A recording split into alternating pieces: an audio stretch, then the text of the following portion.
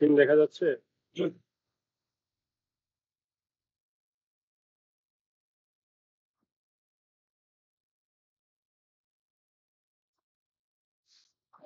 জি ওকে, দেখো তো আমরা অ্যাকচুয়েটরে আমাদের এই টপিকটা বাদ ছিল, নিউমেটিক সিস্টেম, এটা আমরা দেখি।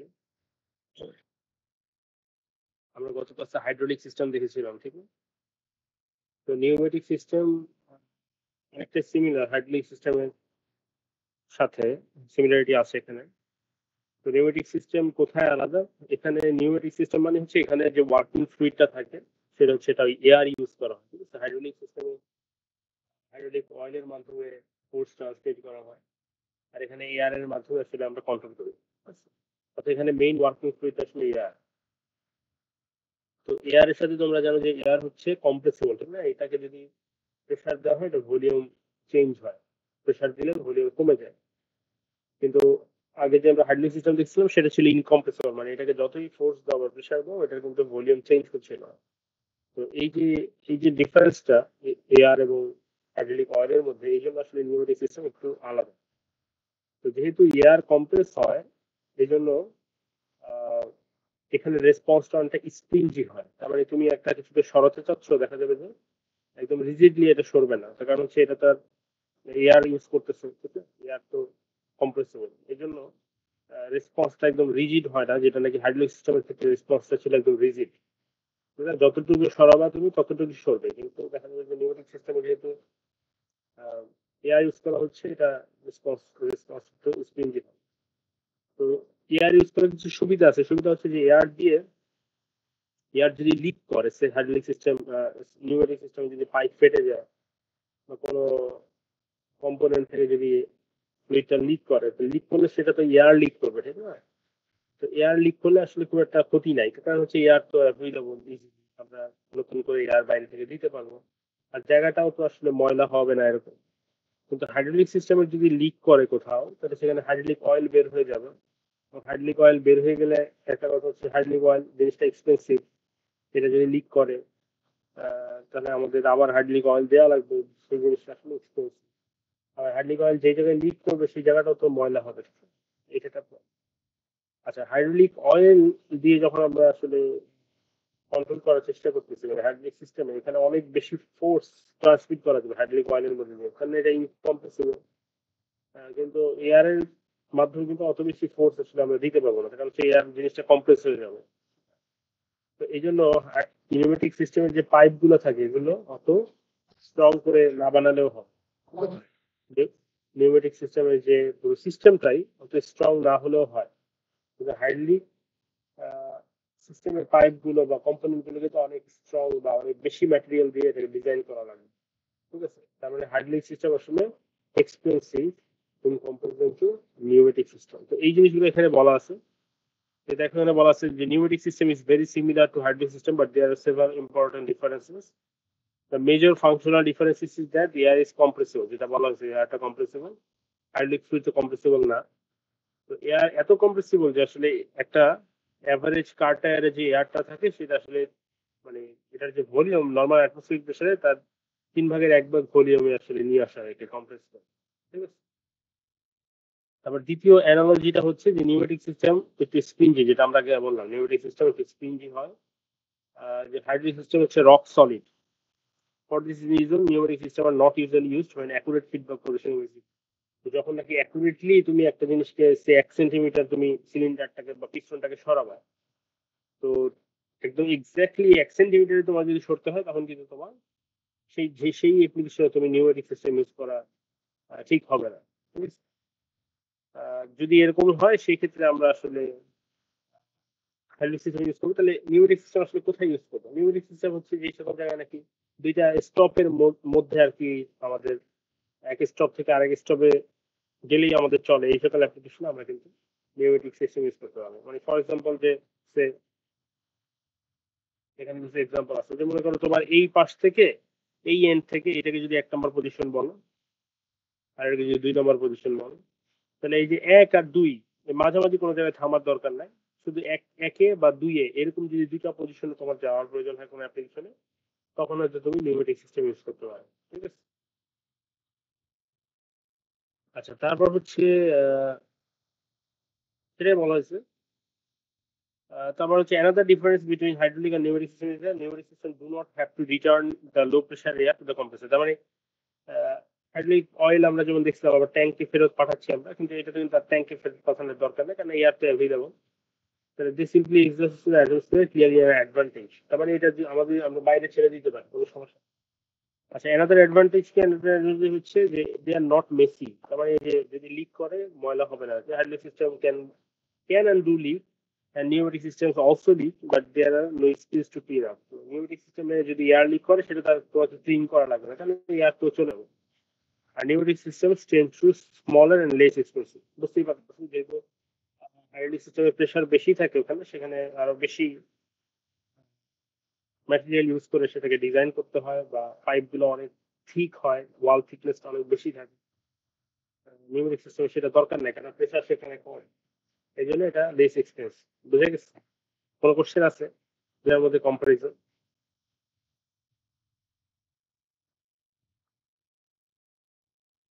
আচ্ছা, ইয়ার্নের কেউ কি আসো এখানে?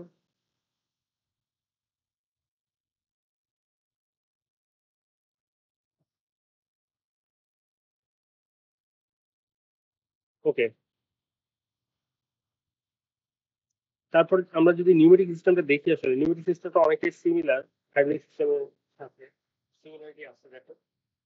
এখানেও একটা ট্যাঙ্ক থাকে, এবং এখানে আসলে কম্প্রেসার থাকে। আগে যেমন আমরা দেখছিলাম পাম্প থাকে, একটা হাইড্রোলিক পাম্প, এখানে কিন্তু একটা কম্প্রেসার থাকে। তো এবং কম্প্রেসারটা যেটা করে সেটা হচ্ছে যে এয়ারটাকে কম্প্রেস করে এই রিসিভার ট্যাঙ্কে জমা রাখে। রিসিভার ট্যাঙ্কে কেন জমা রাখে, তার কারণ হচ্ছে যে মানে কোন ট্যাঙ্ক না থাকলে কি সমস্যা হতো? ট্যাঙ্ক না থাকলে সমস্যা হতো যে ট্যাঙ্ক যদি না থাকতো তাহলে কিন্তু যখনই আমাদের প্রয়োজন হতো তখন কম্প্রেসার চালানো লাগতো, ঠিক আছে? তো বারবার আমাদের হয়তো কম্প্রেসার চালানো লাগতো। এটাকে অ্যাভয়েড করার জন্য, যেমন তোমরা বাসা বাড়িতেও আমাদের স্টোরেজ ট্যাঙ্ক কেন থাকে, একদম উপরে দেখবা যে পানির জন্য স্টোরেজ ট্যাঙ্ক থাকে ছাদে। এটা কেন থাকে? তার কারণ হচ্ছে যে স্টোরেজ ট্যাঙ্ক যদি না থাকতো তাহলে কি হতো, যে যখনই কেউ ইউজ করবে পানি তখনই কিন্তু পাম্প চালানো লাগবে, ঠিক আছে? তো সেটা যাতে না করার আগে আমরা পাম্প চালিয়ে একবার স্টোরেজ ট্যাঙ্ক ফিল করে রাখি, তারপর আমরা আস্তে আস্তে ইউজ করতে থাকি। আবার যখন স্টোরেজ ট্যাঙ্ক খালি হয়ে যায় আবার পাম্প চালিয়ে আবার এটা ফিল করে দিই। মানে আমাদের কিন্তু পাম্প সারাক্ষণ অন থাকা রাখতেছে, ঠিক আছে?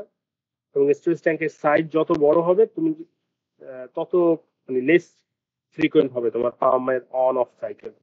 অনেক বড় যদি স্টোরেজ ট্যাঙ্ক তুমি ইউজ করো তাহলে দেখা যাবে যে অনেকক্ষণ সময় লাগবে ওই ট্যাঙ্কটা কি হতে। তো এই স্টোরেজ ট্যাঙ্কের আমরা দেখবো আরো সামনে যে স্টোরেজ ট্যাঙ্কের বিষয় আছে এখানে।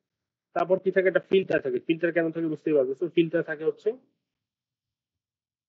আচ্ছা তোমার এয়ারের ভিতরে কিন্তু বিভিন্ন ময়লা থাকতে পারে, সেই মানে ফরেন পার্টিকেল যদি কিছু থাকে বা ডার্ট থাকে সেগুলোকে রিমুভ করার জন্য ফিল্টার থাকে। অয়েল থাকলে সেটাকে রিমুভ করার জন্য ফিল্টার। তারপর ড্রায়ার থাকে। ড্রায়ার কেন থাকে? ড্রায়ার থাকে কারণ হচ্ছে যে আমাদের যে যখন আমরা এয়ারটাকে কম্প্রেস করি তখন দেখা যায় যে ডিউ পয়েন্ট বেড়ে যায়। অর্থাৎ এয়ারকে তুমি যত বেশি কম্প্রেস করবা, কম্প্রেশনের জন্য যেটা হয় যে ডিউ পয়েন্ট বেড়ে যায়। ডিউ পয়েন্ট বাড়লে কি সমস্যা? ডিউ পয়েন্ট বাড়লে যেটা সমস্যা, যে এটাকে অল্প একটু এয়ারটাকে অল্প একটু ঠান্ডা করলেই, অল্প একটু ঠান্ডা হলেই সেটা কিন্তু কনডেন্স করে যাবে। আমার কথা বুঝুন। সে নর্মাল এয়ার তোমার যদি 1 অ্যাটমসফিয়ারে যে বাতাস আছে, নর্মালি তোমার চারপাশে যে বাতাস আছে সেটা ডিউ পয়েন্ট মনে করো এখন যদি হয় 15 ডিগ্রি সেলসিয়াস, তার মানে এটাকে 15 ডিগ্রি সেলসিয়াসের নিচে নিয়ে গেলে বাতাসটা থেকে যে জলীয় বাষ্প আছে বা ওয়াটার ভ্যাপার আছে সেটা, যে ওয়াটার ভ্যাপার আছে সেটা লিকুইড ওয়াটারে পরিণত হবে, ঠিক না? ডিউ পয়েন্টের সিগনিফিকেন্সটাই হচ্ছে এটা, ডিউ পয়েন্টের ডেফিনিশনটাই হচ্ছে। আচ্ছা, এখন তুমি যদি 1 অ্যাটমসফিয়ারের এয়ারটাকে তুমি কম্প্রেস করো, কম্প্রেস করে মনে করো 10 অ্যাটমসফিয়ার বা 5 অ্যাটমসফিয়ার বানিয়ে দাও, তখন দেখা যাবে কি এই এয়ারটা এর ডিউ পয়েন্ট, এই ডিউ পয়েন্ট বেড়ে যাবে। তখন দেখা যাবে হয়তো এটা ডিউ পয়েন্ট বেড়ে 25 ডিগ্রি হয়ে গেছে, ঠিক আছে? তার মানে এখন কি, এখন হচ্ছে যে তুমি এই সামনে যখন এই ট্যাঙ্ক থেকে যখন এয়ারটা বের হয়ে সামনে যাবে, তো সামনে যেতে যেতে এটা তো ঠান্ডা হয়ে যেতে পারে।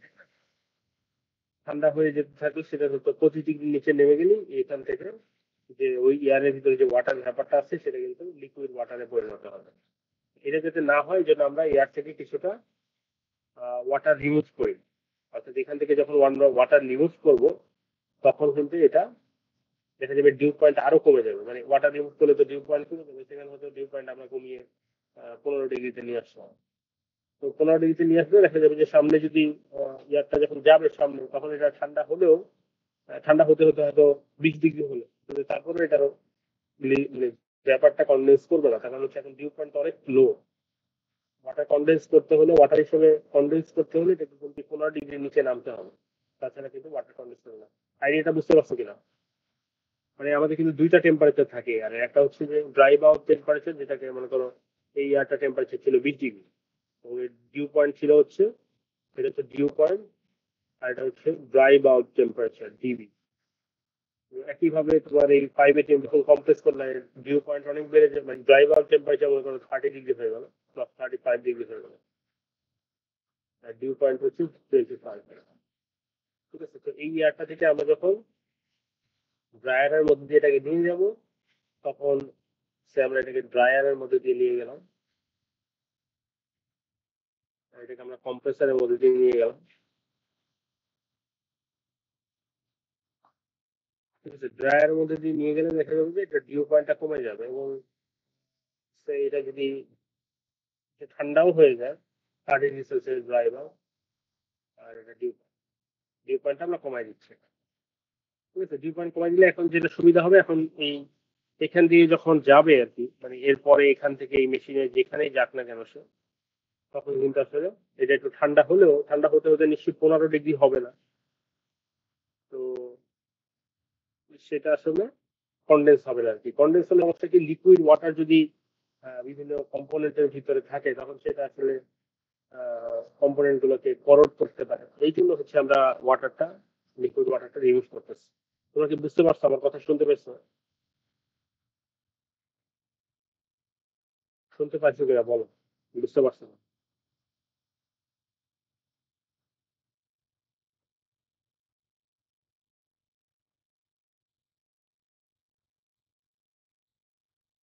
ওকে, তারপরে রেগুলেটর থাকে। এই রেগুলেটর থাকে একটা, এই রেগুলেটরের কাজ কি? রেগুলেটরের কাজ হচ্ছে আসলে প্রেশারটাকে রেগুলেট করা, অর্থাৎ ইনলেটে যাই প্রেশার থাকুক না কেন, আউটলেট একটা কনস্ট্যান্ট প্রেশার রাখাটা হচ্ছে রেগুলেটরের কাজ। অর্থাৎ এখানে এখানে ইনলেটটা, এই ইনলেটে যাই প্রেশার থাকুক না কেন, এটাকে যদি 1 বলি, আর এটাকে যদি 2 নাম্বার পয়েন্ট বলি, মানে 1 নাম্বার পয়েন্টে প্রেশার বাড়ুক বা কমুক, 2 নাম্বার পয়েন্টে সবসময় একটা কনস্ট্যান্ট প্রেশার দেওয়াটাই হচ্ছে এর কাজ। এখন কথা হচ্ছে 1 নাম্বার পয়েন্টে প্রেশার কমবে কেন, কমবে বা বাড়বে কেন? কমবে বা বাড়বে তার কারণ হচ্ছে যে যখনই এই রিসিভার ট্যাঙ্কটা থেকে তুমি আহ, আস্তে আস্তে এয়ার ইউজ করতে থাকবা, তখন কি হবে যে এটা কিন্তু প্রেশার কমতে থাকবে, ঠিক না? আবার রিসিভার ট্যাঙ্ক যখন তুমি ফিল করে দিবা তখন এটা প্রেশার আবার বেড়ে যাবে। মানে সাধারণত আমরা কম্প্রেসার সারাক্ষণ চালাই না, আমরা কি করি যে এটার মধ্যে একটা প্রেশার গেজ থাকে। আচ্ছা, তো এটা দুইটা পয়েন্টের মধ্যে অপারেট করি। মনে করো আমি রিসিভার ট্যাঙ্কটার প্রেশার রাখতে চাচ্ছি মোটামুটি যেটা আমরা লিখলাম যে 5 ATM। ঠিক আছে, 5 ATM এটার অ্যাভারেজ প্রেশার রাখতে চাচ্ছি। তো যখনই এটার প্রেশার বেড়ে 5 পয়েন্ট, এই গেজে যখন এখানে অটোমেটিক একটা সুইচ থাকবে, যখন এটা 5.5 ATM হয়ে যাবে আমি কম্প্রেসারটা অফ করে দিই। কম্প্রেসারটা অফ করে দিলে আমি যখন ইউজ করতে থাকবো রিসিভার ট্যাঙ্ক থেকে, আস্তে আস্তে প্রেশার লো হবে। প্রেশার লো হয়ে যখনই নাকি 4.9 ATM হলো, তখনই আমি আবার কি করব, আমি আবার আমার কম্প্রেসারটা অন করে দেবো। তো কম্প্রেসার অন করে দিলে আবার সেটা প্রেশার বাড়তে থাকবে, বাড়তে বাড়তে যখনই আবার 5.5 ATM হবে, তখন আবার আমি আবার কি করব, আবার কম্প্রেসারটা অফ করে দেবো। তো এইভাবে দুইটা পয়েন্টের মাঝে আসলে আমি অপারেট করাবো। তো অপারেট করালে কি হবে যে আসলে এই ট্যাঙ্কের প্রেশার কিন্তু কম বেশি হচ্ছে। তো ট্যাঙ্কের প্রেশার কম বেশি হলেও যাতে আমার আউটলেটে আমার যে অ্যাকচুয়েটার নেই, অ্যাকচুয়েটারটা হচ্ছে একটা সিলিন্ডার, আগের মতোই হাইড্রোলিক সিস্টেমে যেমন একটা সিলিন্ডার ছিল, এখানে একটা সিলিন্ডার পিস্টনের মাধ্যমে আমরা অ্যাকচুয়েট করতেছি, back and fourth linear motion দিচ্ছি। ঠিক আছে, তো এই সিলিন্ডারে যাতে প্রেশারটা কম বেশি না হয় এই জন্য আমরা একটা প্রেশার রেগুলেটর ইউজ করছি। এখন এই প্রেশার রেগুলেটরটা কিভাবে কাজ করে এটা আমরা দেখবো। ঠিক আছে, কোনো কোশ্চেন আছে কিনা বলো? আমরা প্রত্যেকটা কোম্পানির একটা একটা করে দেখবো। তো ওভারঅলি বুঝছো কিনা যে আসলে এখানে বিভিন্ন কম্পোনেন্ট গুলো থাকে আগের মতো সিমিলার, আমরা দেখি একটা একটা করে। প্রথম হচ্ছে যেটা দেখবো সেটা হচ্ছে কম্প্রেসার। তো কম্প্রেসার বিভিন্ন ধরনের হয়, এগুলো তোমরা মেকানিক্যাল কোর্সেও দেখে আসছো। তো এখানে একটা বিভিন্ন ধরনের কম্প্রেসার হয়। এখানে যেটা দেখানো হচ্ছে সেটা হচ্ছে reciprocating type compressor. Reciprocating type কম্প্রেসরে যেটা হয় যে এখানে একটা ক্র্যাঙ্ক থাকে, এই ক্র্যাঙ্কটা ঘুরতে থাকে এবং ক্র্যাঙ্কের সাথে একটা কারেন্টিং রডের মাধ্যমে একটা পিস্টন যুক্ত থাকে এবং এই পিস্টনটাই রেসিপ্রোকেট করে, মানে উপরে নিচে ওঠানামা করে। তো পিস্টনটা যখন নিচে নামে, যেটাকে আমরা বলছি ইনটেক স্ট্রোক, এই টপ ডেড যেটা তোমরা জানো এই টার্মগুলো, টপ ডেড সেন্টার থেকে যখন বটম ডেড সেন্টারে যায় তখন আসলে এই সিলিন্ডারের ভিতরে প্রেশারটা কমে যায়, অর্থাৎ প্রেশার ইনসাইডটা কমে যায়। এবং প্রেশার ইনসাইড যখন কমে যায় তখন এই যে বাইরে থেকে যেহেতু প্রেশার বেশি, এই বাইরের প্রেশারে আসলে এখান থেকে এয়ারটা প্রবেশ করে, এদিক দিয়েও প্রবেশ করার চেষ্টা করে কিন্তু এদিক দিয়ে প্রবেশ করতে পারে না। তার কারণ হচ্ছে এখানে একটা ভালভ থাকে, এই ডিসচার্জ ভালভ, এটা শুধু একদিকে খুলে, ঠিক আছে, এটা শুধু বাইরে থেকে মানে ভিতর থেকে বাইরের দিকে বের হওয়া অ্যালাউ করে ডিসচার্জ ভালভটা, কিন্তু বাইরে থেকে ভিতরে যে কিছু আসবে এই ভালভটা কিন্তু সেটা অ্যালাউ করে না। তার মানে এদিক থেকে আর আসতে পারবে না, যদিও ভিতরে প্রেশার কম, আসতে চাবে কিন্তু পারবে না এই ভালভটার জন্য, ঠিক আছে। তাহলে ইন্টারস্ট্রোকে সিলিন্ডারটা এয়ার দ্বারা ফিল হয়। তো তারপর এই ক্র্যাঙ্কটা যেহেতু ঘুরতেছে, এটা নিশ্চয়ই কি হবে, একটু পরেই পিস্টনটা উপরের দিকে উঠবে। তো উপরের দিকে উঠলে একটু আগে যে তুমি এয়ারটা নিয়ে আসছো সেই এয়ারটাকে আসলে কম্প্রেস করে থাকবে, অর্থাৎ এটা ভলিউম কমে যেতে থাকবে এবং প্রেশার বাড়তে থাকবে। তো প্রেশার বাড়তে থাকলে প্রেশার ইনসাইড বাড়তে থাকবে। তো প্রেশার বাড়তে থাকলে আসলে দুই দিক দিয়ে বের হয়ে যেতে যাবে, এদিক দিয়ে বের হয়ে যেতে যাবে, এদিক দিয়েও বের হয়ে যেতে যাবে, কিন্তু এদিক দিয়ে বের হতে পারবে না। তার কারণ হচ্ছে এই ভালভটা যেটা ইনটেক ভালভটা, এটা আবার ভিতর থেকে বাইরের দিকে ফ্লো অ্যালাউ করে না, এটা শুধু বাইরের দিক থেকে ভিতর দিকে ফ্লো অ্যালাউ করে। মানে এই যে ডিসচার্জ ভালভ, এটা আবার বাইরে ভিতর থেকে বাইরের দিকে ফ্লো অ্যালাউ করে, এইটা দিয়ে আসলে বের হয়ে যাবে এবং বের হয়ে আসলে ট্যাঙ্কে জমা হবে। বোঝা গেছে কিনা? এটা তোমরা আগেও কথা শুনতে পাইছো আমার, বুঝতে পারছো? জি। ওকে। তো তারপরে এই কম্প্রেসর থেকে যে এয়ারটা, হাই প্রেশার এয়ারটা, এটা আসলে এই ট্যাঙ্কে জমা হবে। এই ট্যাঙ্কে জমা হবে, কিন্তু ট্যাঙ্কে জমা হতে হতে তো ট্যাঙ্কের আবার প্রেশার বাড়তে থাকবে, ঠিক আছে। তো এখানে একটা প্রেশার সেট করা থাকে যে কত প্রেশার পর্যন্ত আমি অ্যালাউ করবো। তো সেই প্রেশারটা হলে এখানে একটা প্রেশার সুইচ থাকে, এই প্রেশার সুইচটা আসলে কম্প্রেসরের মোটরটা অফ করে দিবে, ফলে কম্প্রেসরটা অফ হয়ে যাবে। তো একটা নির্দিষ্ট প্রেশার, যেমন আমরা গত একটু আগে যে বললাম, মনে করো 5.5 ATM, এই তোমার কম্প্রেসরটা অফ হয়ে যাবে। তো কম্প্রেসরটা অফ হয়ে গেলে এখন তুমি যদি রিসিভার ট্যাঙ্ক থেকে এখন আবার এয়ার ইউজ করতে থাকো, আস্তে আস্তে এখানে আবার প্রেশার কমতে থাকবে। কমতে কমতে একটা প্রেশার সেট করে রাখবো আমরা, যে সে ফর এক্সাম্পল 4.9 ATM। এই প্রেশারে চলে আসলে আবার আমরা কম্প্রেসরটা অটোমেটিকলি এই প্রেশার সুইচটা কম্প্রেসরের মোটরটা আবার অন করে দেবে। তো এইভাবে দুইটা লিমিটের মাঝে সবসময় প্রেশার ওঠানামা করতে থাকবে, অর্থাৎ এভারেজে তুমি 5 ATM এর কাছাকাছি রাখতেছো, ঠিক আছে।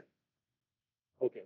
তাহলে এই গেল হচ্ছে আমাদের রিসিভার ট্যাঙ্ক। এবং ট্যাঙ্ক কেন ইউজ করতেছি আগে আমরা বলছি, যে ট্যাঙ্ক না থাকলে দেখা যেত যে আমাদের যখনই লাগতো তখনই আমরা কিন্তু আবার কম্প্রেসর চালু করতে হবে, বারবার কম্প্রেসর অন অফ হতো, সেইটা যাতে না হয় সেজন্য আমরা একটা ট্যাঙ্ক ইউজ করতেছি, যে আমরা একবারে ট্যাঙ্ক ফিল আপ করে রাখবো, তারপর ট্যাঙ্ক থেকে ইউজ হতে হতে যখন আবার প্রেশার কমে যাবে তখন আবার ট্যাঙ্ক ফিল করবো, ঠিক আছে।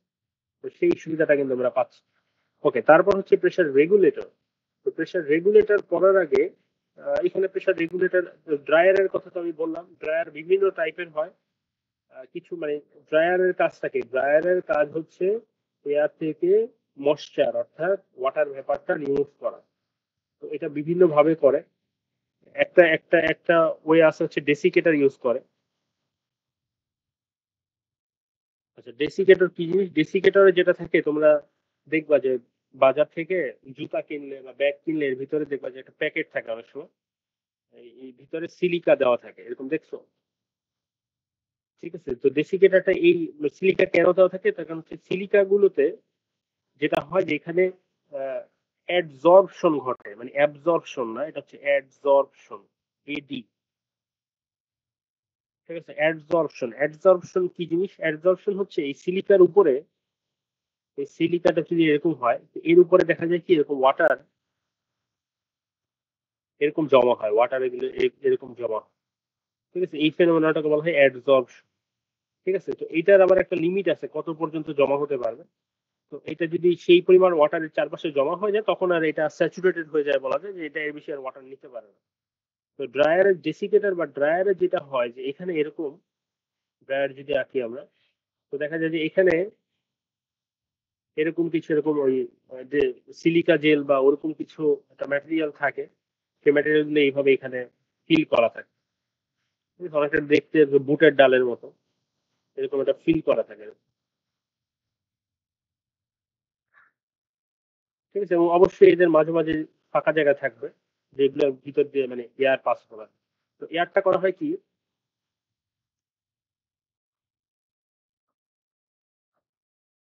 এয়ারটা এদিক দিয়ে পাস করানো হয়। এয়ারটা যখনই এদিক দিয়ে পাস করা হয়, এদের মধ্যে দিয়ে যখন এয়ারটা যায় তখন দেখা যায় যে এই এগুলোর গায়ে গায়ে ওই ওয়াটারটা ছেড়ে দিয়ে যায়, ঠিক আছে। তো এখান দিয়ে সে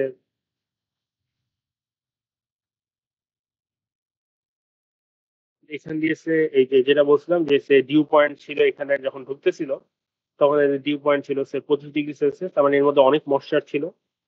কিন্তু এটার ডেসিকেটর দিয়ে যখন বের হলো ডিউ পয়েন্টটা কমে যাবে, তার মানে ময়শ্চার যেহেতু ছেড়ে দিলে ডিউ পয়েন্ট কমে যায়, ডিউ পয়েন্ট হয়ে যাবে 15°C, ঠিক আছে। তো এরকম চলতে চলতে একটা পর্যায়ে কি হবে, এই ডেসিকেটর গুলোর গায়ে এগুলোর গায়ে কিন্তু অলরেডি পানি জমতে থাকবে, ঠিক না। তো এই জন্য যেটা করা হয় এরপরে আরেকটা ভালভ দিয়ে সে এইটা বন্ধ করে, সে এখানে একটা ভালভ যদি আমরা আঁকি, তো এই ভালভটা ক্লোজ করে দিই, এখানে হয়তো আরেকটা, এখানে আরেকটা লাইন থাকে।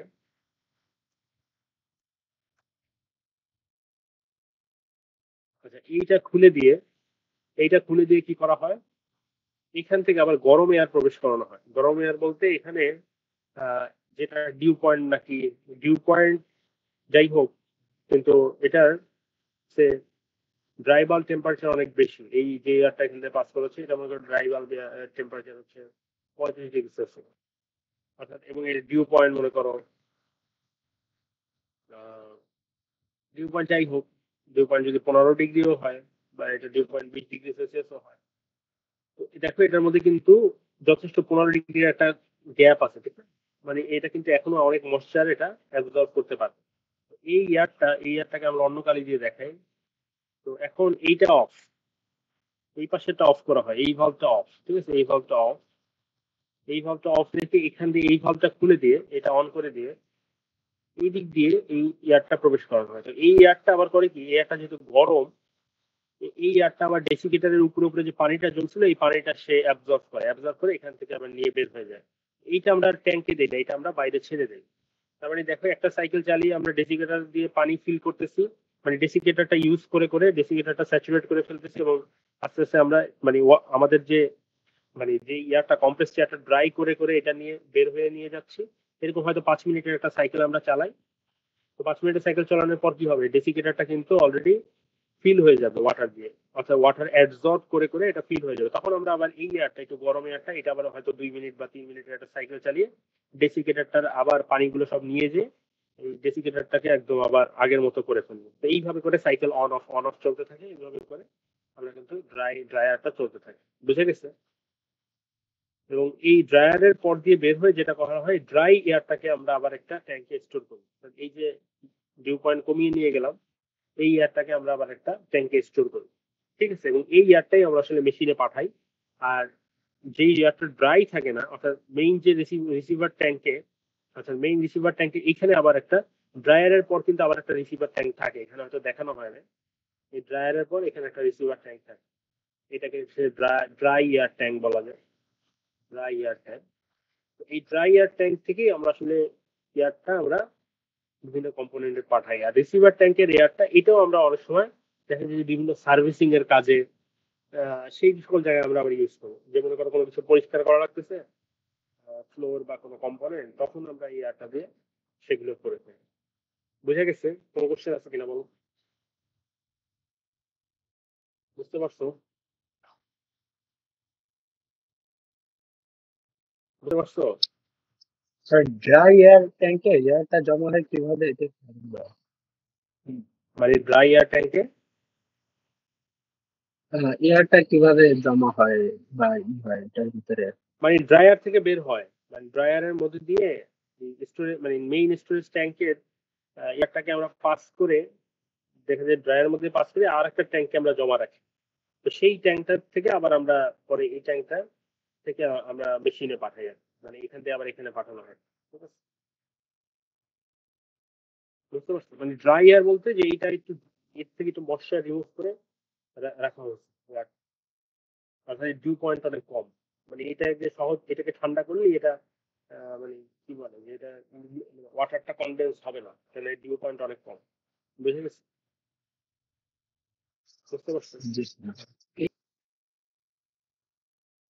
ওকে।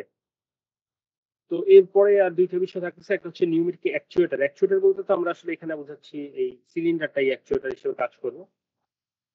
তো সিলিন্ডার গুলো আবার দুই ধরনের হতে পারে, একটা হচ্ছে সিঙ্গেল অ্যাক্টিং এবং ডাবল অ্যাক্টিং। ডাবল অ্যাক্টিং মানে পিস্টনের দুই পাশেই অ্যাক্ট করে, এদিকেও এয়ার থাকে এদিকেও এয়ার থাকে।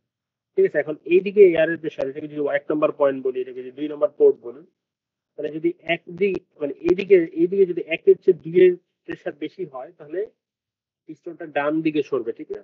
আর দুইয়ের দিকে যদি তুমি বেশি এয়ার আনতে থাকো দুই দিয়ে, আর এক দিয়ে এয়ার বের হয়ে যাওয়ার সুযোগ দাও, তাহলে দেখা যাবে যে দুইয়ে প্রেশার বেড়ে গেছে, তখন পিস্টনটা বাম দিকে সরবে। এই ধরনের পিস্টন, এই ধরনের সিলিন্ডারকে বলতেছে আমরা ডাবল অ্যাক্টিং, যেহেতু পিস্টনের দুই পাশেই এক করতেছে। ওকে। আর এটা হচ্ছে সিঙ্গেল অ্যাক্টিং। সিঙ্গেল অ্যাক্টিং মানে হচ্ছে যে এটার এক পাশে এক করবে, ঠিক না? এয়ারটা এক পাশে এক করবে, যেমন দেখো এখান থেকেই শুধু এয়ারটাকে আমরা প্রবেশ করাতে পারবো, এইদিকে এক করবে শুধু, ঠিক আছে? এইদিকে প্রেশার দেবে। ওকে। এবং দেখা যাবে যে প্রেশারটা যদি স্প্রিং এর যে ফোর্স আছে, স্প্রিং ফোর্সের চেয়ে যখন বেশি হবে, তখন আসলে এটা বাম দিকে সরবে। আর তুমি যদি এই এয়ারটাকে আবার বের করে নিয়ে যাও এখান থেকে আস্তে আস্তে, যে এয়ারটাকে তুমি লিক হয়ে যাওয়ার বা এখান থেকে আউট হয়ে যাওয়ার সুযোগ দাও, তখন দেখা যাবে যে এই প্রেশারটা কমতেছে। অর্থাৎ পিস্টনের উপর আস্তে আস্তে এয়ারের প্রেশার কমতে থাকবে। এয়ারের প্রেশার কমতে থাকলে এটা স্প্রিং ফোর্সের চেয়ে কম হয়ে গেলেই দেখা যাবে যে আস্তে আস্তে এটা কিন্তু এই পিস্টনটা ডান দিকে সরতে থাকবে। বোঝা গেছে? এইভাবে এটা সিঙ্গেল অ্যাক্টিং বলতেছি, কারণ হচ্ছে এটা শুধুমাত্র পিস্টনের একদিকেই অ্যাক্ট করতেছে। বুঝা গেছে? কোশ্চেন থাকলে বলো। বুঝতে পারছো কিনা?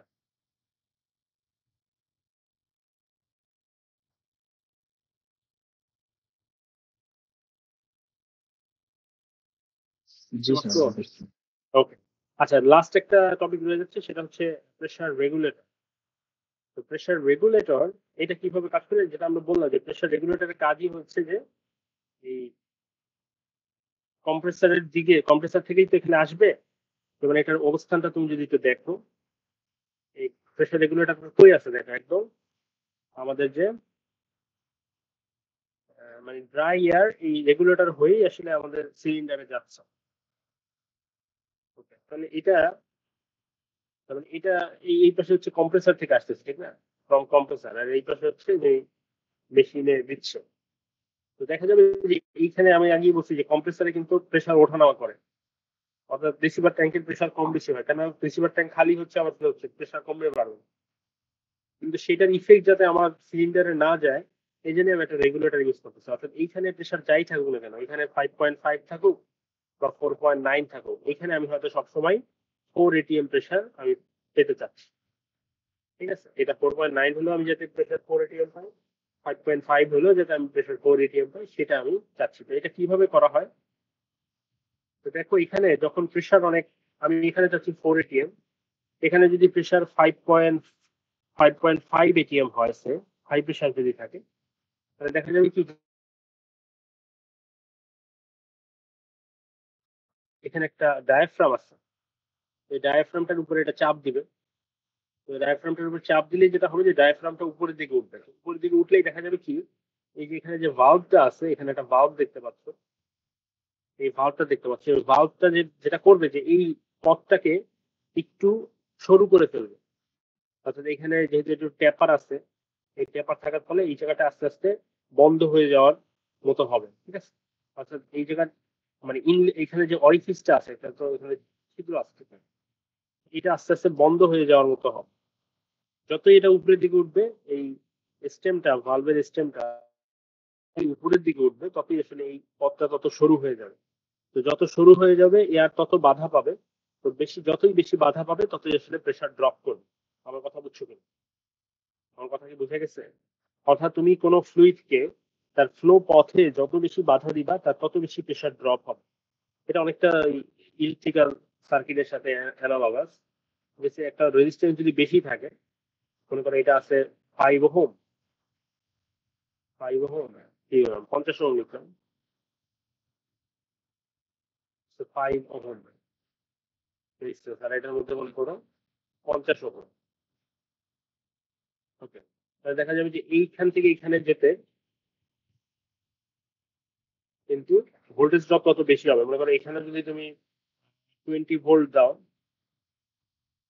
আর এখানে যদি তুমি 20 ভোল্ট দাও, তাহলে দেখা যাবে যে এখানে হয়তো 5 ওহমের জন্য মাত্র 5 ওহম 5 ভোল্ট ড্রপ হয়েছে, কিন্তু এটা 50 ওহমের জন্য দেখা যাবে হয়তো অনেক বেশি ড্রপ হয়েছে, সেটা 5 ভোল্ট হয়ে গেছে। মানে এটাকে তুমি এখন প্রেসারের সাথে চিন্তা করতে পারো যে প্রেসার যদি মানে যেটা ইলেকট্রিক্যাল সার্কিটে ভোল্টেজটা যেটা ড্রপ হয় ফ্লুইডের সার্কিটে, এখানে সেটা প্রেসার হিসেবে ড্রপ হয়, মানে প্রেসারটা ড্রপ হয়। যত বেশি রেজিস্ট্যান্স থাকবে ফ্লো পথে তত বেশি প্রেসার ড্রপ হবে। ঠিক আছে, তো সেটাই এখানে ইন্টেলিজেন্টলি করা হচ্ছে যে যখনই এখানে প্রেসার বেড়ে যাচ্ছে আমরা একটা এমন ভাবে ডিজাইন করছি এটা যে যখনই এখানে প্রেসার বেড়ে যাবে ইনলেটে, তখনই যাতে প্রেসারটা ড্রপটাও বেড়ে যায়। তো ড্রপটা বেড়ে যে 4 এটিএমটা যাতে কনস্ট্যান্ট থাকে। আবার যদি কোনো কারণে প্রেসার কমে যায়, সে 4.9 এটিএম হয়ে গেল, তখন দেখা যাবে যে এটা তত বেশি এখানে ফোর্স দিচ্ছে না। হ্যাঁ, এই প্রেসারটা তত বেশি এখানে কাজ করতেছে না। কাজ না করলে দেখা যাবে যে এই ডায়াফ্রামটার উপর ফোর্স কমে গেলে স্প্রিং এর ফোর্সের জন্য এই ভালভটা একটু নিচের দিকে নামবে। তো নিচের দিকে নামলেই এই দেখা যাবে যে ফ্লো পাথটা বা এই এই যে এখানে এই অরিফিসটা ওপেনিংটা বড় হয়ে গেছে। ওপেনিং বড় হয়ে গেলে সেটা আগের মতো এত বাধা দিবে না। তো বাধা না দিলে দেখা যাবে যে এবার বাধা কম পেলে প্রেসার ড্রপটাও কম হবে, অর্থাৎ এবার মাত্র 0.9 এটিএম ড্রপ হবে। আগে 1.5 এটিএম ড্রপ হচ্ছিল, 5.5 থেকে 4 হচ্ছিল, এবার 4.9 থেকে ড্রপ হয়ে 4 হচ্ছে, মানে এবার ড্রপের পরিমাণটা কমে গেছে। বুঝা গেছে কিনা বলো তো? বুঝতে পারছো?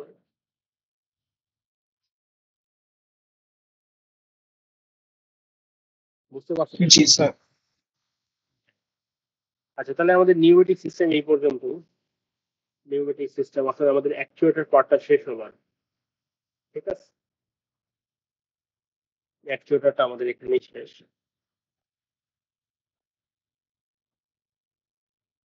ওকে, কোনো কোশ্চেন আছে অ্যাকচুয়েটর নিয়ে? অ্যাকচুয়েটর আমরা 3 ধরনের অ্যাকচুয়েটর দেখলাম।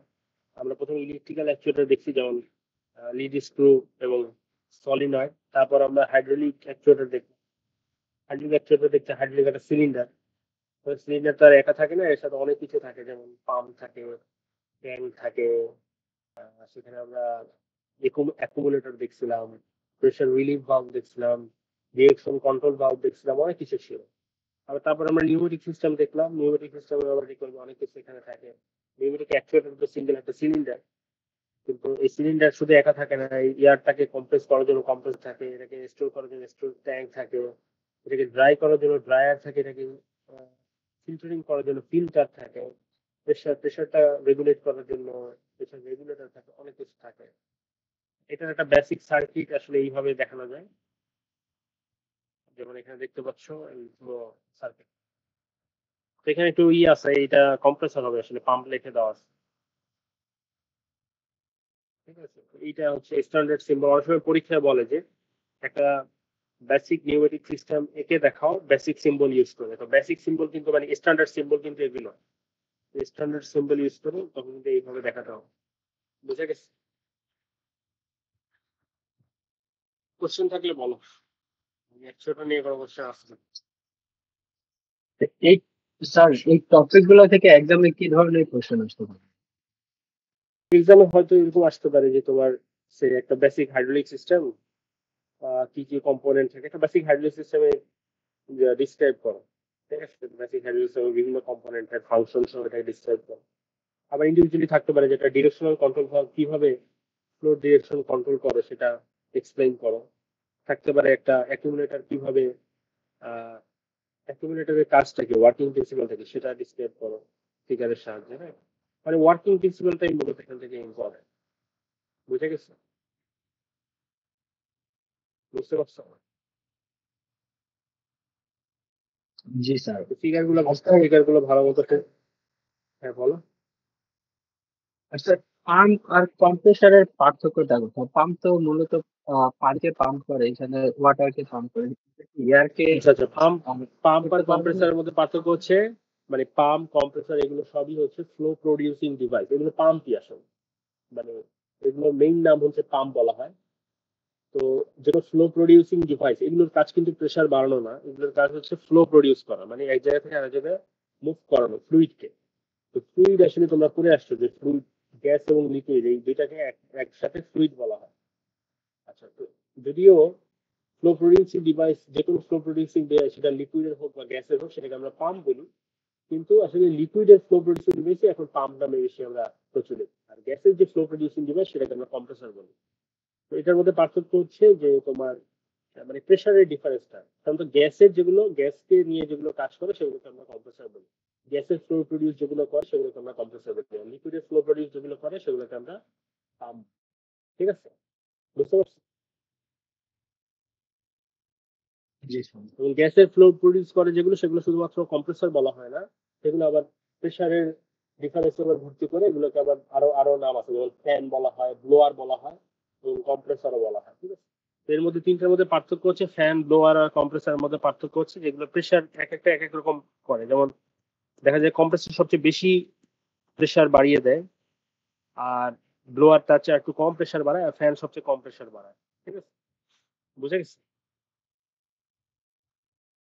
কম্প্রেসরের মধ্যে ইনলেট আর আউটলেটের প্রেসার ডিফারেন্স হয়তো 10:1, এটা আর একটু কম, এটা হয়তো 5:1, আর এটার মধ্যে হয়তো 2:1 এরকম। তো এটা এক্স্যাক্টলি এটা দেখতে হবে আমার, এটা তুমি সার্চ দিলে পাবা ইন্টারনেট। ঠিক আছে, বুঝতে পারছো কিনা? জি স্যার। বুঝা গেছে? জি স্যার, বুঝতে পারছি। ওকে, তাহলে আমাদের এই চ্যাপ্টারটা এখানে শেষ। ওকে, এরপরে আমরা শুরু করবো হচ্ছে সেন্সর। তোমাদের এখানে কি ইয়ারলি কেউ জয়েন করছো? মানে সবাই ফেব্রিকের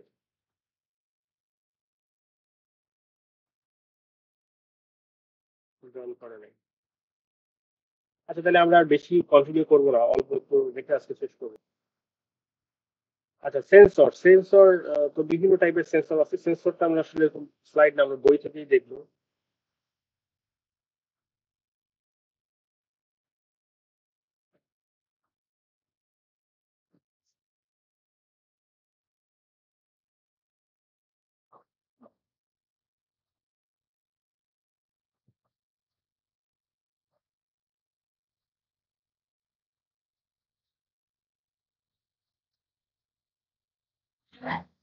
আচ্ছা, সেন্সরটা আমরা এখান থেকেই দেখবো।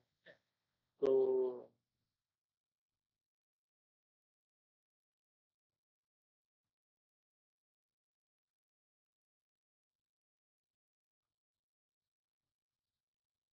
স্ক্রিন দেখতে পাচ্ছ?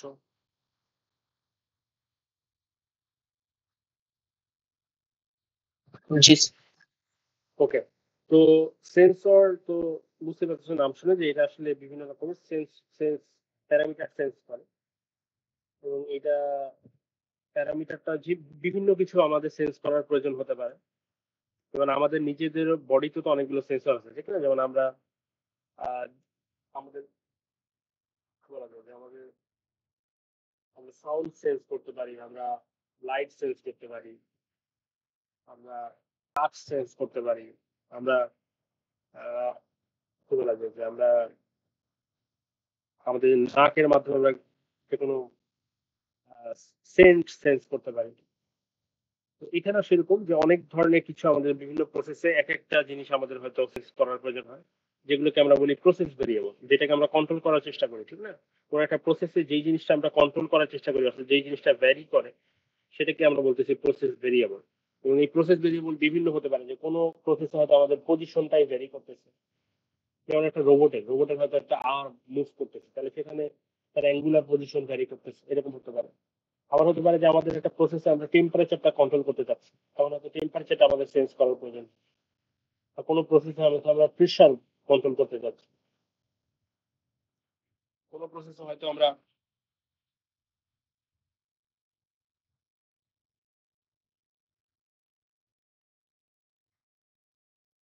কোনো প্রসেসে হয়তো আমরা লোডটা চেঞ্জ করতে চাচ্ছি, লোড সেন্সর হবে সেটা। কোনো প্রসেসে হয়তো আমরা লিকুইডের লেভেল কত আছে সেটা আমরা দেখতে চাচ্ছি, বা এটাকে আমরা কন্ট্রোল করার চেষ্টা করতেছি, এরকম হতে পারে। আর কি হতে পারে, যে আমরা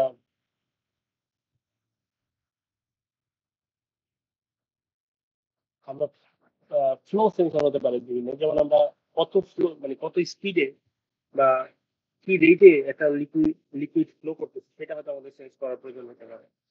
তো এই সকল বুঝতেই পারছো যে এরকম বিভিন্ন প্রসেসে বিভিন্ন ভেরিয়েবল থাকে যেটা চেঞ্জ হয়, যেটাকে আমরা কন্ট্রোল করার চেষ্টা করি। তো এই প্রসেস ভেরিয়েবলটার কি অবস্থা সেটা আমরা কন্ট্রোলারে পৌঁছে দেওয়ার জন্য আমাদের কিন্তু সেন্সর দরকার হয়। তো সেন্সর গুলো যেটা করে যে এইগুলো তো ফিজিক্যাল প্যারামিটার, ঠিক না, ফিজিক্যালি এগুলো ভেরিয়েবল। এই জিনিসটাকে কন্ট্রোলার তো আর এগুলো বুঝবে না, কন্ট্রোলার তো পজিশন ওভাবে বুঝবে না। তো এইগুলোকে ইলেকট্রিক্যাল সিগন্যাল আকারে করে কি সেন্সর গুলো তোমার কন্ট্রোলারের কাছে পৌঁছে, ঠিক আছে। তো সেদিকে আমরা একটা একটা করে দেখবো যে এটা কিভাবে করে, যে একটা পজিশন সেন্সর কিভাবে পজিশনটাকে ইলেকট্রিক্যাল সিগন্যালে কনভার্ট করে, বা একটা টেম্পারেচার সেন্সর কিভাবে টেম্পারেচারটাকে ইলেকট্রিক্যাল সিগন্যালে কনভার্ট করে। তো সেই জিনিসটা এই চ্যাপ্টারে আমরা দেখবো। তো প্রথমে আমরা শুরু করি পজিশন সেন্সর দিয়ে। তো পজিশন সেন্সর আবার বিভিন্ন ধরনের হয়। তা আমরা এখানে দুই ধরনের সেন্সর, পজিশন সেন্সর দেখবো। তো প্রথমেই আমরা যেটা পজিশন সেন্সর হিসেবে দেখবো সেটা হচ্ছে পটেনশিওমিটার, ঠিক আছে। পটেনশিওমিটার, পটেনশিওমিটার, এই পটেনশিওমিটারকে সংক্ষেপে বলা হয় পিওটি বা পট, ঠিক আছে। তো আমরা একটু ফিগারটা দেখি পটেনশিওমিটার আসলে কিরকম দেখতে। তো দেখো পটেনশিওমিটার এরকম থাকে।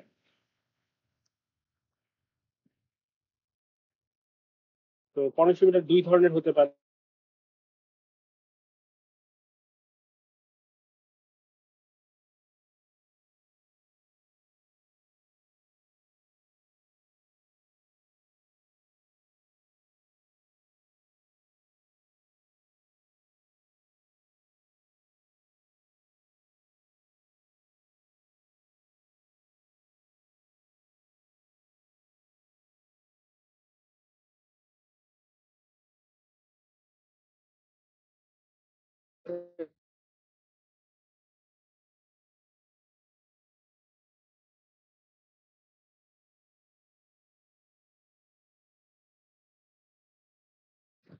যে আমার কথা কি শুনতে পাচ্ছ তোমরা?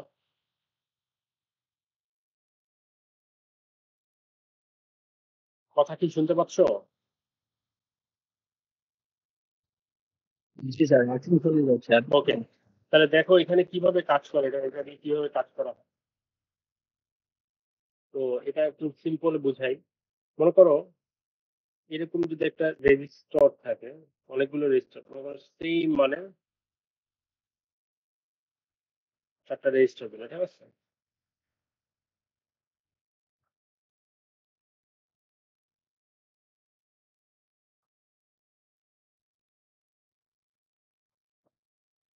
সে চারটা সমমানের রোধ আছে, ঠিক আছে, মান যাই হোক।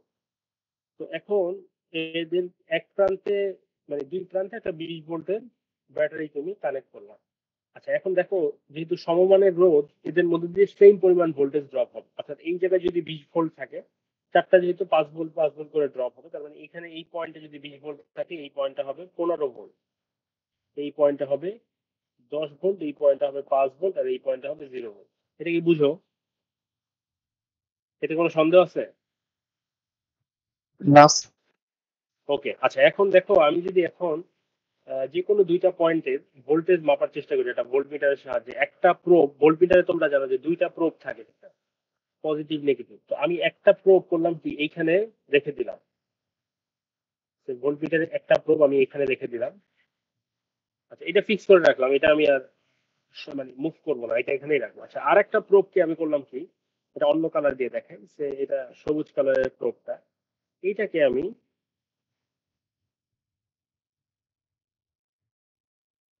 মুভ করবো, ঠিক আছে, এটাকে মুভ করবো। এটাকে কিভাবে মুভ করা যায়, ওকে। আচ্ছা আচ্ছা এইটাকে আমি এইখানে নিয়ে আসলাম। এইখানে নিয়ে আসলে এখন বলতো এই দুই পয়েন্টের মাঝে, এই সবুজ আর এই যে নীল যে দুইটা পয়েন্ট আমি আঁকলাম, এদের মাঝে এখন ভোল্টেজ ডিফারেন্স কত দেখাবে?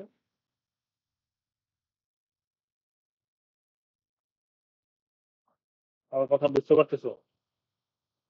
স্যার 20 দেখাবে। 20 দেখাবে। আমি যদি এটা এখানে নিয়ে আসি, 15, 15, এখানে নিয়ে আসলে,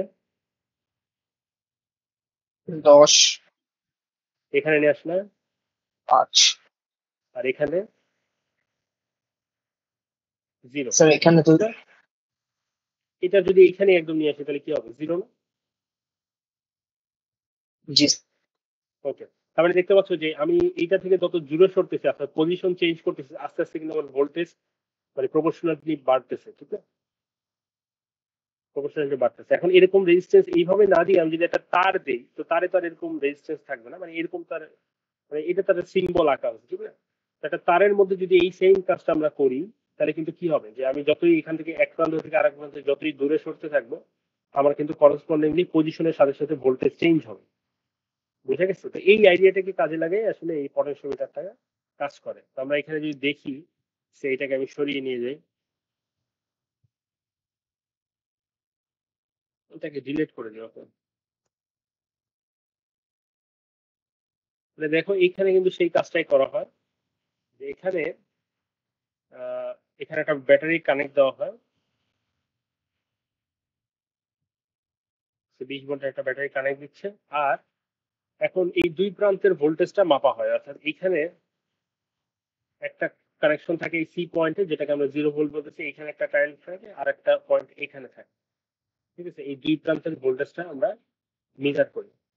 তাহলে বুঝতেই পারতেছো যে এখন এই বি ওয়াইপারটা, এটা হচ্ছে একটা ওয়াইপার, ঠিক না? এই যে এটা এটা একটা ওয়াইপার, এটা মানে আমরা সরাতে পারি, মুভ করতে পারি। তো এটা সরে সরে যখন এইখানে আনবো আমি, অর্থাৎ এটাকে যখন আমি এই প্রান্তে নিয়ে আসবো এই ওয়াইপারটাকে, তখন কি হবে, তখন কিন্তু এই ডেল্টা ভি 0 হবে, এবং আমি এটাকে যত বাম দিকে নিয়ে যাব তত আসলে ডেল্টা ভি এর মান বাড়তে থাকবে। এবং আমি যখন ডেল্টা ভি একদম এই জায়গায় নিয়ে আসবো, তখন কিন্তু একদম হাইয়েস্ট ভোল্টেজ যেটা আছে 20 ভোল্ট সেটাই শো করবে। বুঝা যায়? বুঝতে পারছো কিনা বলো তো? বুঝতে পারছো? তার মানে আমি জি এখানে স্যার। কিন্তু পজিশনের সাথে সাথে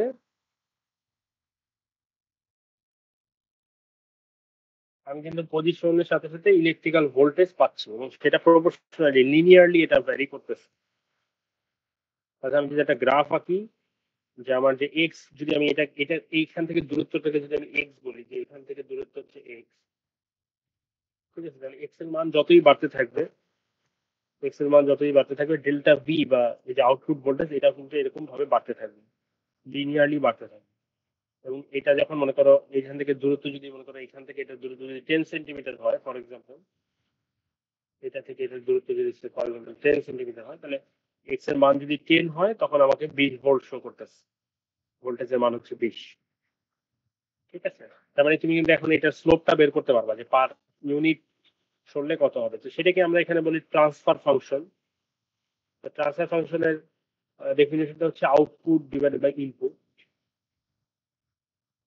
আমাদের এই সেন্সরের জন্য আমাদের পটেনশিওমিটার, এটাকে যদি আমরা পজিশন সেন্সর হিসেবে ইউজ করি, তাহলে আমরা ইনপুট হিসেবে দিচ্ছি হচ্ছে ডিসপ্লেসমেন্ট, লিনিয়ার ডিসপ্লেসমেন্ট, আর আউটপুট হিসেবে পাচ্ছি হচ্ছে ভোল্টেজ, মানে ডেল্টা ভি, ঠিক আছে?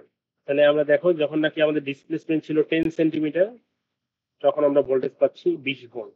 তার মানে এটার ট্রান্সফার ফাংশনটা হচ্ছে 2 ভোল্ট/সেন্টিমিটার। বুঝে গেছে? তো একটা সেন্সরের ট্রান্সফার ফাংশনটা তোমার যদি জানা থাকে, এখন মনে করো একটা আননোন আননোন একটা পজিশন তুমি জানো না, এটা তুমি বের করতে যাচ্ছ, যেটার জন্য তুমি মনে করো 15 ভোল্ট পাচ্ছ, 15 ভোল্ট আউটপুট পাচ্ছ, তাহলে সেটার জন্য আসলে এক্স এর মানটা কত ছিল, মানে আসলে ডিসপ্লেসমেন্টটা কত ছিল, এটা কিন্তু তুমি বের করতে পারবে, কারণ আমরা জানি যে transfer function is equal to output by input. তাহলে আমাদের এখানে আউটপুট হচ্ছে ভোল্টেজ এবং ইনপুট হচ্ছে পজিশন। তাহলে পজিশনটা আমরা জানি না, এটাকে ধরে নেই এক্স, আর আউটপুট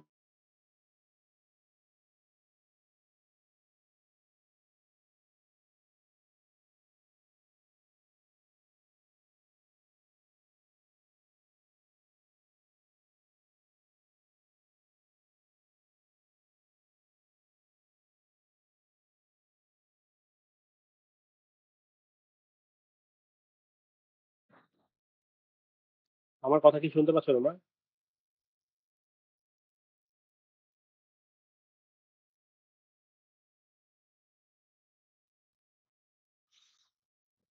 আমার কথা কি শুনতে পাচ্ছ? স্ক্রিন কি দেখতে পাচ্ছ?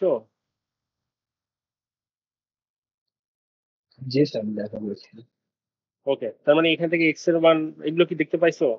তাহলে এখান থেকে এক্স এর মান আমরা কত বের করতে পারবো? 7.5, 7.5 সেন্টিমিটার। তার মানে এখান থেকে আমরা বুঝতে পারতেছি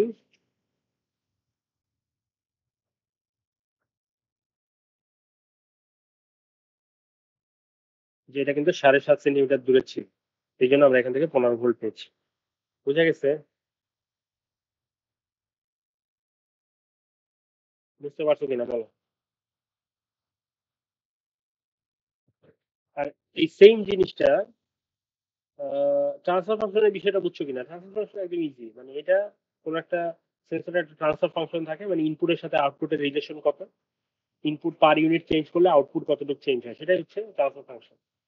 তো এখন এটা লিনিয়ার হলে খুব সহজ, একটা নির্দিষ্ট লিনিয়ার যদি এরকম রেসপন্সটা ইনপুটের সাথে আউটপুটের রিলেশন যদি লিনিয়ার হয়, তাহলে তো একদম ইজি, একটাই মান থাকবে, কোনো ফাংশন আকার থাকবে না। ফাংশনের মানই হচ্ছে y ইকুয়াল টু mx, ঠিক না? x এমটা জাস্ট বের করা লাগে, স্লোপটা।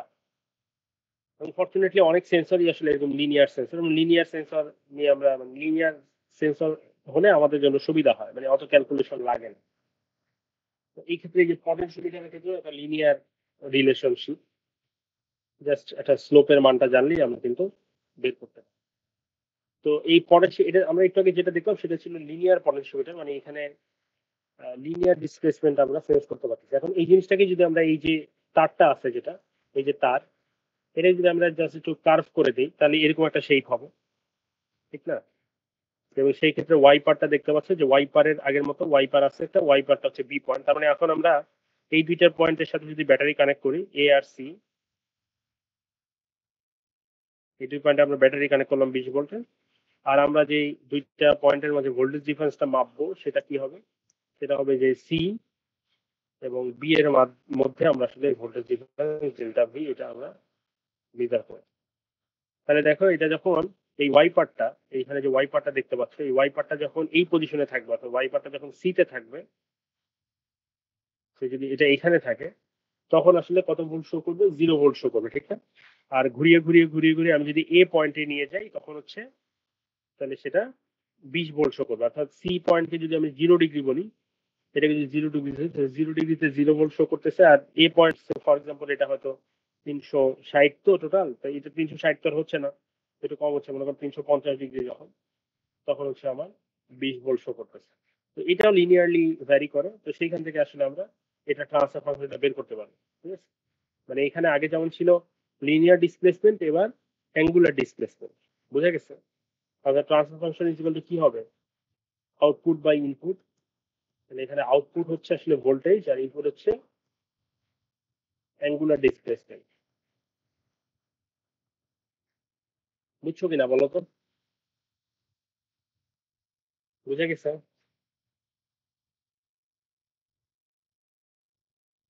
কোনো কোশ্চেন থাকলে বল।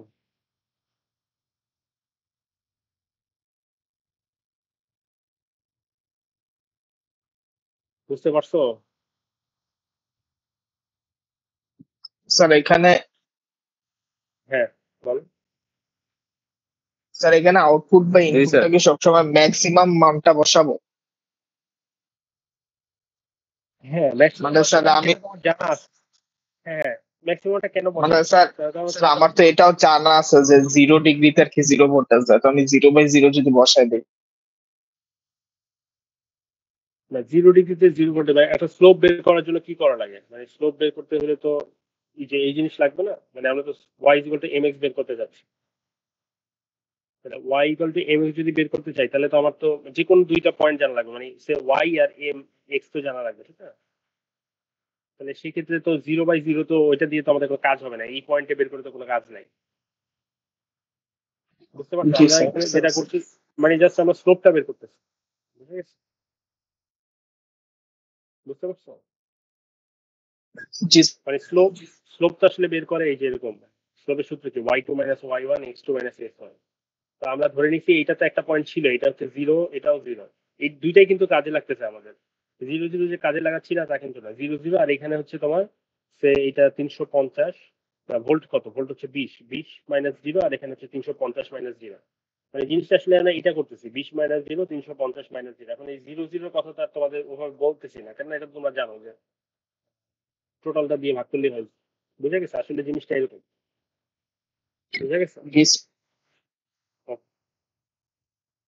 আচ্ছা, এখানে কিছু সিম্পল সিম্পল ম্যাথ আছে, এগুলো একটু দেখতে পারো। পটেনশিওমিটারের রেজুলেশন এটা বাড়ানো যায়। এটা একটু চিন্তা করে দেখতে পারো যে কিভাবে সে পটেনশিওমিটারটা যদি আমরা এইভাবে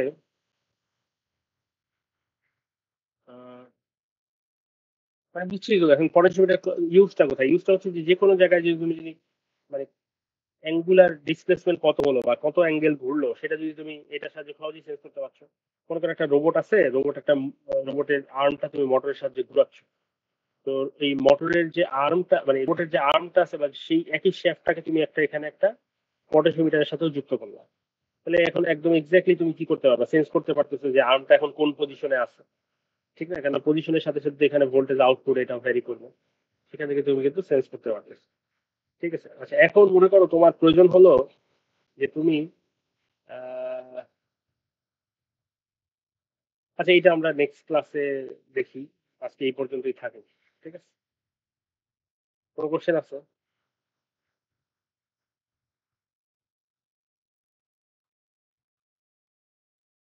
আচ্ছা কোশ্চেন যদি আর কোশ্চেন না থাকলে আসলে আমরা এখানে শেষ করি আজকের ক্লাস।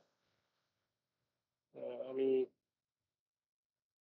তোমাদের চ্যাট অপশন অন করে দিচ্ছি, তোমরা অ্যাটেন্ডেন্স দিয়ে লিভ নিতে পারো। ঠিক আছে?